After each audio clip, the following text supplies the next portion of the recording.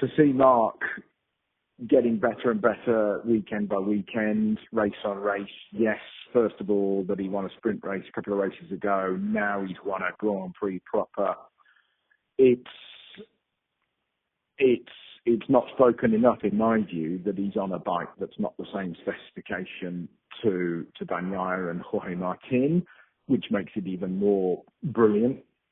Yeah, of course, Marc goes well at Phillip Island. The whole left-handed nature of the racetrack suits him, like it does at Aragon. But he's just brilliant, isn't he? You know, he had a bad start, a bit of drama at the start. I could see him looking around even before the red light went off, and I thought something's going on, something's happening. And then I thought, oh, he didn't turn the launch control on, but of course we now know it was the tear off that was underneath the rear car. But isn't he just brilliant? He's just brilliant. And do you know what?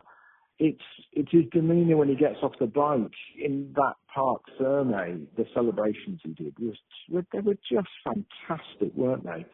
And it's a return to seeing Marc what he was all about before he had his accident in Jerez at July 2020.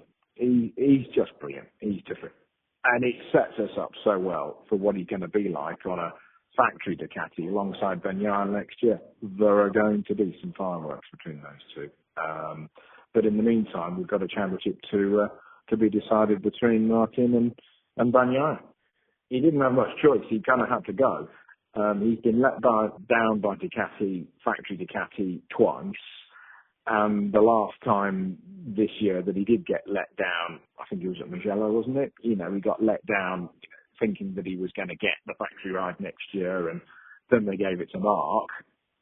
He feels wrongly treated, badly treated, I suppose, directly by Bologna. He didn't really have much choice than to go elsewhere, and it happened to be in the Aprilia. Would it have been his first choice? No. But it is the choice that he's got with the cards on the table that he had at that particular time.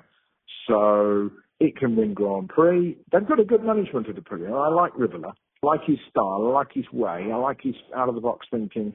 Yeah, he's come from Ferrari. He's got a bit of that F1 thinking as a foundation.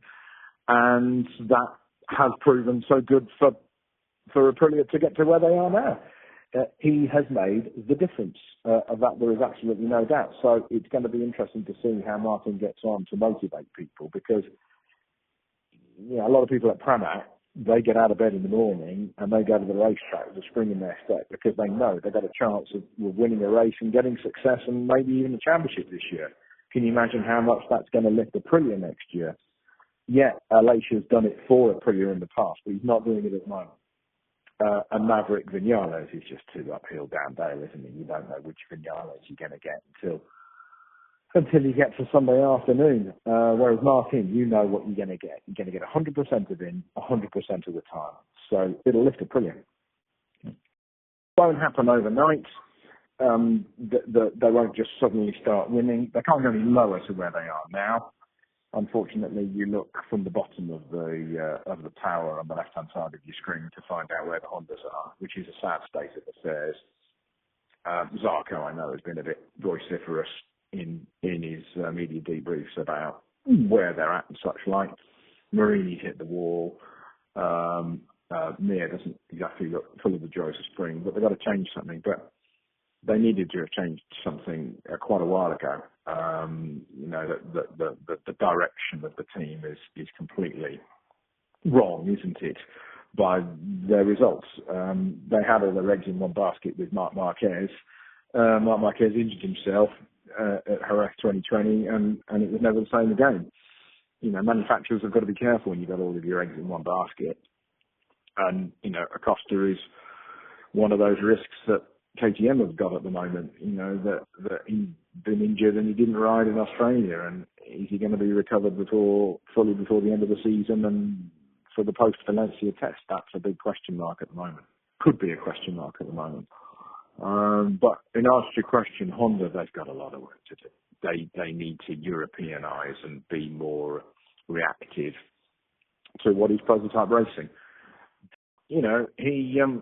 he turns up at Mugello, was it last year, and said, was it Le Mans, sorry, and he said, oh, well, when I win my next race, I'm going to get a bonus and I'm going to go out and buy a boat. Hasn't shaken out quite well, has it? He's a marketeer's dream, but at the moment it's not worked out with who he's with. That's why they haven't renewed the contract. How he's going to get on with a second string Yamaha with Pramac, I don't know. That's for him to work out. We won't see Suzuki for a while. They ran off in a hurried rush a couple of years ago, ironically winning 2 Grand Prix towards the end of the season, including Australia and Valencia, as you know. But did they win 2 of the last 3 Grand Prix that they did? And then they went home. I mean, what a waste of a good team with good people and a winning bike that's pulling out of a championship. That should have been reversed in some shape or form. But decision got the best of it. Crying shame to the people in the team because they didn't want to leave the team as well, which is a ridiculous scenario as well.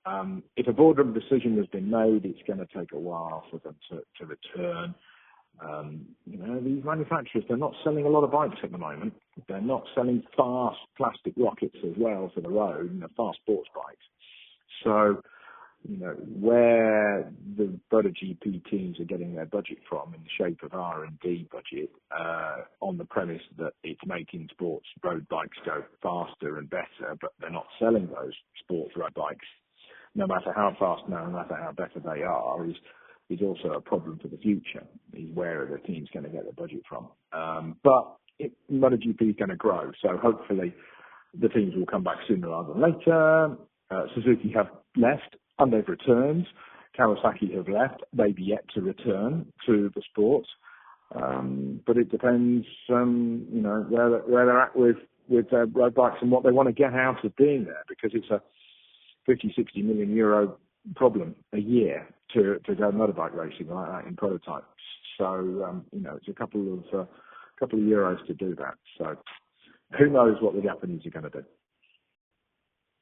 They did say that they would only even consider going to MotoGP if they won the World Superbike Championship, and they've done that last weekend. So they've got to take the step up. They've been dancing around MotoGP for over 20 years since they've had a safety car involvement there. Remember that they had a one-leg championship race as well with the Boxer Cup and then the Power Cup. That was 20 years ago. And that was the 2-wheeled version of the Porsche Super Cup, as it were, for Formula One as a support race, and it had all the hallmarks of continuing, but unfortunately it didn't after having a successful 6, 7, 8 years or so. Are they going to come back with what Liberty are probably going to do? I think so. Or BMW appear, should I say. I'd think so. I think they'd be foolish not to. We were recording the race for it to be broadcast an hour later. That's the way that it worked with British Eurosport at the time, because the BBC showed the race live and then we recorded it and showed it an hour later.